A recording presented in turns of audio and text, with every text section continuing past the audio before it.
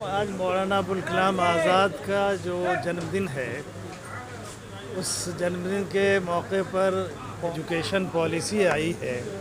उस education policy में उसको जिस तरह से छोड़ दिया गया है। शो के प्रायोजक है मां भवानी डेकोर प्राइवेट लिमिटेड, मतलब a complete floor solution, new 0 mile Dadar road, Muzaffarpur. Bharat के पहले शिक्षा मंत्री एवं भारत रत्न मौलाना अब्दुल कलाम आजाद की जयंती सह राष्ट्रीय शिक्षा दिवस के अवसर पर रविवार को कौमी तंजीम के बैनर तले शिक्षकों ने एक दिवसीय सेमिनार सह सम्मान समारोह का आयोजन किया। इस अवसर पर शिक्षा विभाग एवं जिले में अच्छा काम करने वाले शिक्षकों को मोमेंट देकर सम्मानित किया गया। वहीं इस सेमिनार में उर्दू भाषा और नई शिक्षा नीति विषय पर चर्चा की गई। सेमिनार को संबोधित करते हुए शिक्षाविद कमालुद्दीन ने बताया कि नई शिक्षा नीति में बदलाव की गई। इसमें सिर्फ हिंदी और इंग्लिश को रखा गया, बाकी भाषाओं को छोड़ दिया गया। हम लोगों की मांग है कि इसमें उर्दू को भी शामिल किया जाए। उर्दू पढ़ने वाले छात्र के लिए 50 नंबर की उर्दू और 50 नंबर की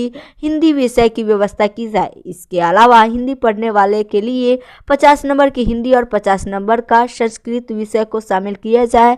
तिरहुत न्यूज़ ब्यूरो रिपोर्ट। वो कार्यक्रम आज मौलाना अबुल कलाम आज़ाद का जो जन्मदिन है, उस जन्मदिन के मौके पर कौमी असातिज़ा तंजीम ने इसको मनाया है।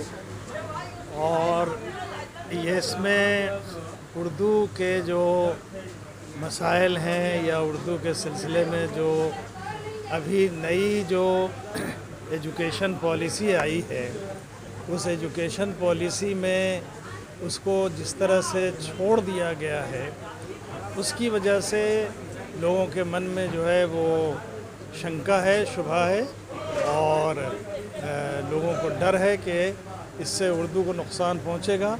ख़ास तौर से जो सेकेंडरी स्कूल है कि जब से NCERT सिलेबस लागू किया गया है, तो NCERT सिलेबस 2 लैंग्वेज फार्मूला पर लागू है और भारत में उससे पहले, बिहार में उससे पहले 3 लैंग्वेज फार्मूला था। तो 2 लैंग्वेज फार्मूला का मतलब हुआ कि सिर्फ हिंदी और अंग्रेज़ी पढ़ाई जाएगी और बाकी लैंग्वेज अगर कोई लड़का पढ़ना चाहता है या कोई लड़की पढ़ना चाहती है तो वो ऑप्शनल के तौर पे उसको पढ़ सकते हैं। लेकिन बिहार में ऐसे भी उर्दू दूसरी सरकारी ज़बान है, तो ये तो कंपलसरी है।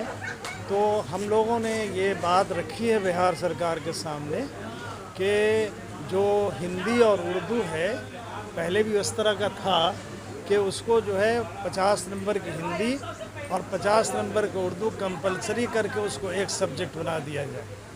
अब रहा ये कि जो हिंदी स्टूडेंट हैं, मान लीजिए जो उर्दू पढ़ना नहीं चाहते हैं, तो उनको 50 नंबर की संस्कृत उनके साथ जोड़ दिया जाए। तो हिंदी संस्कृत का सिलेबस एक कर दिया जाए और हिंदी उर्दू का सिलेबस एक कर दिया जाए। और इस तरह से जो हिंदी पढ़ने वाले बच्चे हैं उनको भी और जो उर्दू पढ़ने वाले बच्चे हैं उनको भी, दोनों को इस सब्जेक्ट को कंपलसरी सब्जेक्ट के तौर पर पढ़ाया जाए। वो 500 सबका होगा, करिकुलम में कोई चेंज करना नहीं पड़ेगा, सिर्फ इसको एकोमोडेट कर दिया जाए। सिलेबस भी हम नहीं कह रहे हैं कि उसमें कम किया जाए, सिलेबस भी पूरा वैसे ही रहने दिया जाए, लेकिन सिर्फ उसकी मार्किंग जो है वो उसको 50-50 नंबर करके उसको एकोमोडेट कर दिया जाए।